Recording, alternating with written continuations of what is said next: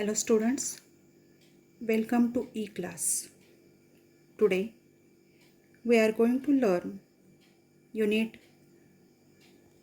1.4, the story of tea. Tea is the very important thing with which many people start their day.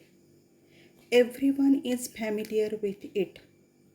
But do you know the history of tea? We are going to take more information of tea in this passage. But before that, we will solve the activities which are given in our warming up section. Here are some questions which are given in chit chat section. First question, can you make tea? All these questions which are given in chit chat section, all these questions are personal response questions. So every student's answer may be different. For example, some answers I am giving here. So first question, can you make tea? Some will say, yes ma'am, it is very easy to make tea. But some will say, I can't make tea. Next question, how do you make tea? Here are some steps of making of tea. First, I take a cup of water in the pot and turn on the gas. If I like to add ginger, I can add it in this water.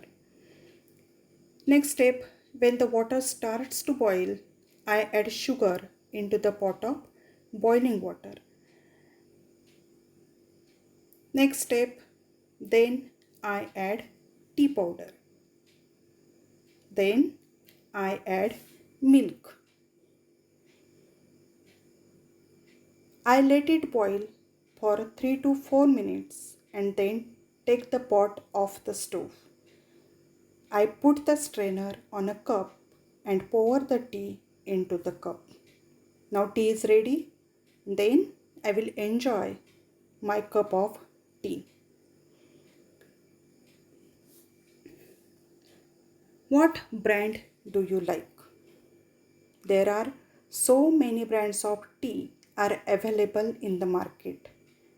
But I like green tea of Lipton brand.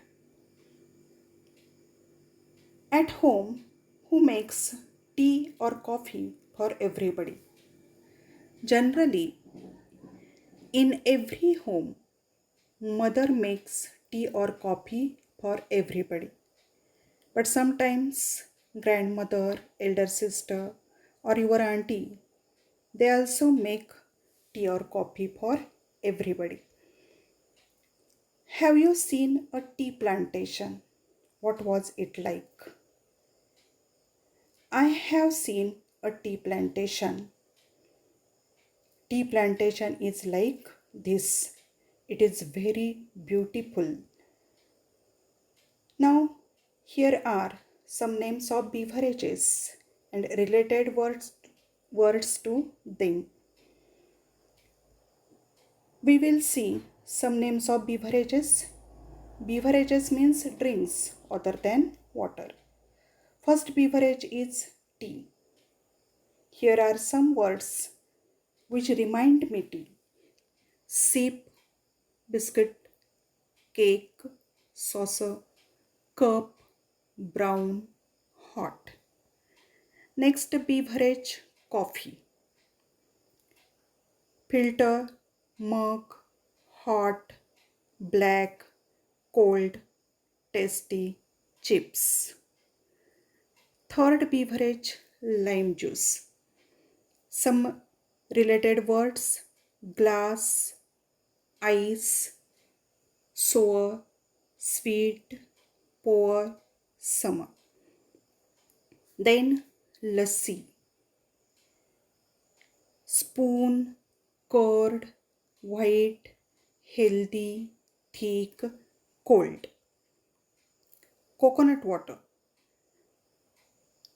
Tender coconut, healthy, refreshing, sweet, beach, straw. Milk, cream, morning, babies, sugar, boil, and healthy. Here are some words which remind me something about these beverages. When you write related words, think of describing words or adjectives describing color, quality, feel, aroma, taste, etc. You can also think of action words. Here are some examples of these related words or the words which remind me some beverages. You can add your own words also. You can write your own answers also. In this video today, I am going to read the passage. In our next video, we will see whole passage in detail. So, listen the passage carefully. The story of tea. Let us begin with a question. Can you name the most widely consumed beverage in the world after water? Perhaps many of you have guessed the answer. The most popular beverage in the world is tea, the fresh, aromatic brew with which people like to begin their day. It has a refreshing, astringent flavor. It is actually made by brewing, that is, by infusing in boiling water the leaves and shoots of a plant whose botanical name is the Camellia sinensis. The leaves are at first dried, cured, and processed before they are packed and sold to us.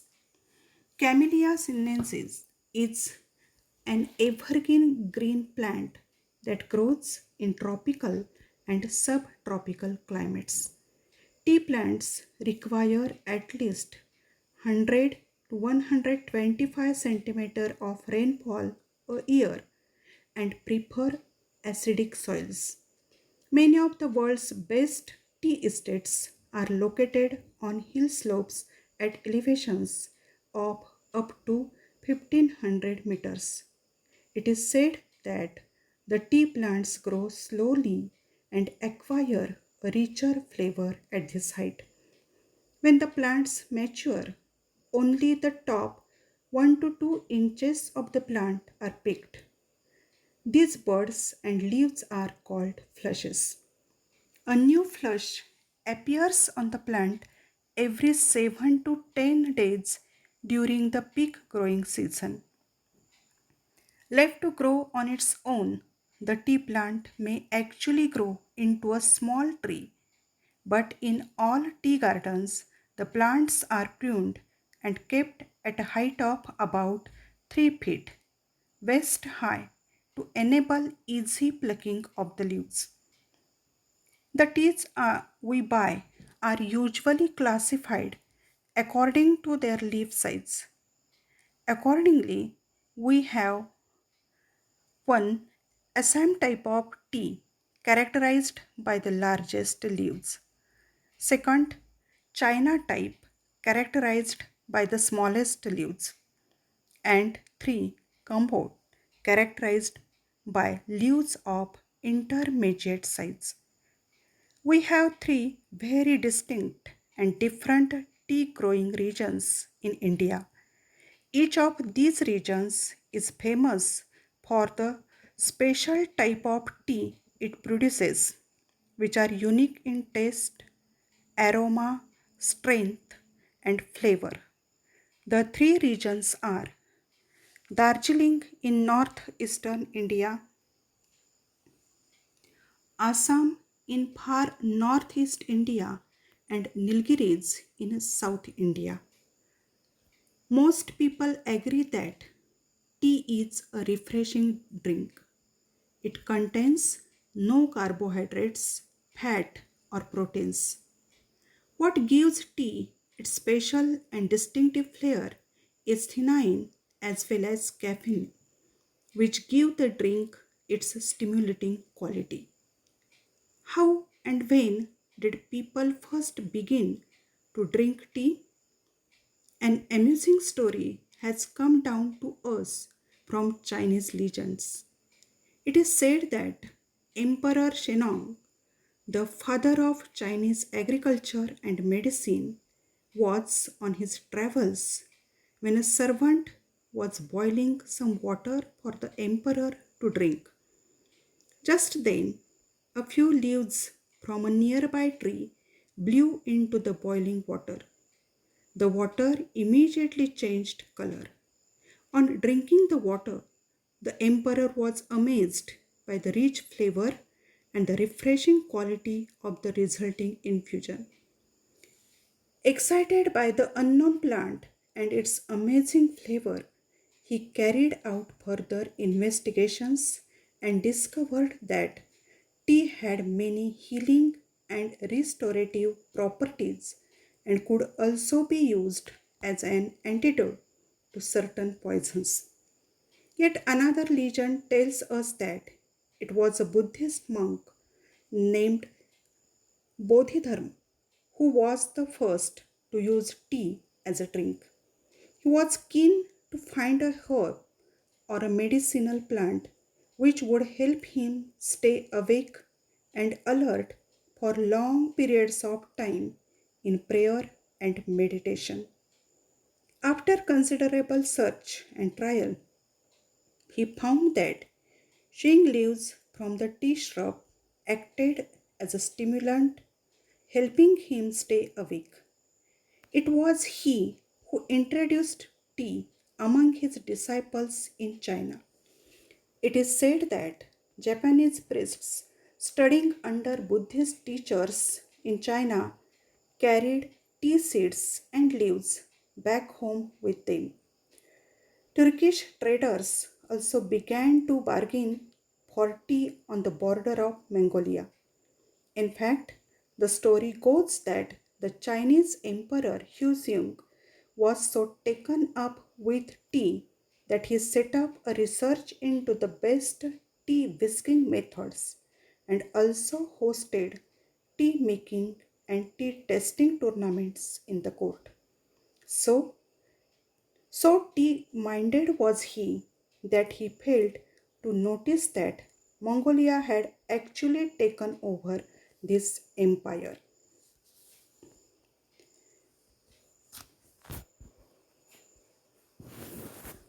Thus, thus the habit of drinking tea spread to Japan, Europe, and England, where it became a fashionable and popular drink among the people. How did this magical beverage get its name? The Chinese character tu was first used in early inscriptions to describe tea, but later a new character ch was developed to refer specifically to tea. The word cha is now sometimes used in English to refer to China tea. And as we all know, it's very close to the Hindi word chai, which is used all over India to refer to tea. How did tea first come to India? Historians think that tea had been known in India as a medicinal plant since ancient times. But tea was not drunk for pleasure until the British began to establish plantations in the 19th century.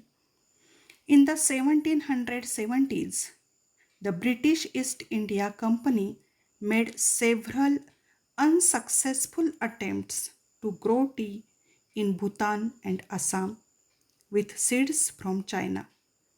Although these attempts failed, the botanist Robert Bruce in 1823 discovered tea plants growing wild in the upper Brahmaputra valley.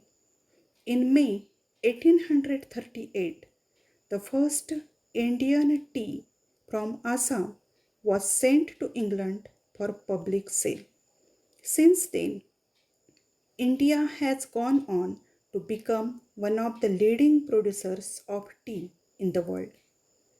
Tea lovers claim that tea may be able to reduce the risk of cancer, control blood pressure, fight viruses in our body, and actually help us live longer. Our body produces chemicals called free radicals. They can damage our body and our health. Tea contains antioxidants called flavonoids. Scientists believe these help to protect our system against free radicals. For many people, tea is a popular drink to have with friends. In many countries around the world, tea drinking is an important social occasion. Japan, China, Russia, and Korea have special tea ceremonies and traditions. These ceremonies give people the time to relax and enjoy the taste and the smell of the tea. Most people in Japan belong to a tea club where they go every week to take part in the tea ceremony. Ordinary people also feel that tea ceremonies are spiritual occasions that are closely associated with their religion. Tea, they say, is a healthy, enjoyable, and stimulating drink full of good qualities. It reduces loneliness and calms your heart. It is a comfort in everyday life. Many Koreans today still have tea ceremonies for important occasions, including special birthdays and anniversaries. In most areas of China, the tea is made in small clay teapots. At tea ceremonies, cups are only half filled. The Chinese believe that the rest of the cup must be filled with friendship and affection. In Russia, tea is made and served in samovars, a special Russian tea kettle made of metal. Vietnam produces special varieties of tea such as lotus tea and jasmine tea. In Japan, tea is made using powdered green tea called matcha. The tea is mixed with boiled water using a bamboo whisk and served in small bowls. And how about India? A cup of tea is offered to any guest or visitor as a token of hospitality, even in the humblest of homes. Most Indians like their tea hot with a good deal of milk and sugar in it. In the rainy season, it is brewed with ginger to give it additional medicinal properties. Others add spices like cardamom, cloves, or mace to add to its taste and flavor. Tea is a must after a plate of spicy snacks, especially in the morning and evenings. Some connoisseurs relish delicately flavored jasmine tea, green tea, lemon tea, and even iced tea. How about you? Now, I have read the passage. I think all of you have listened it carefully. Listen this passage again and solve all the activities which are given in our warming up section. So, in our next session, we will see this passage in detail. Till then, goodbye. Thank you.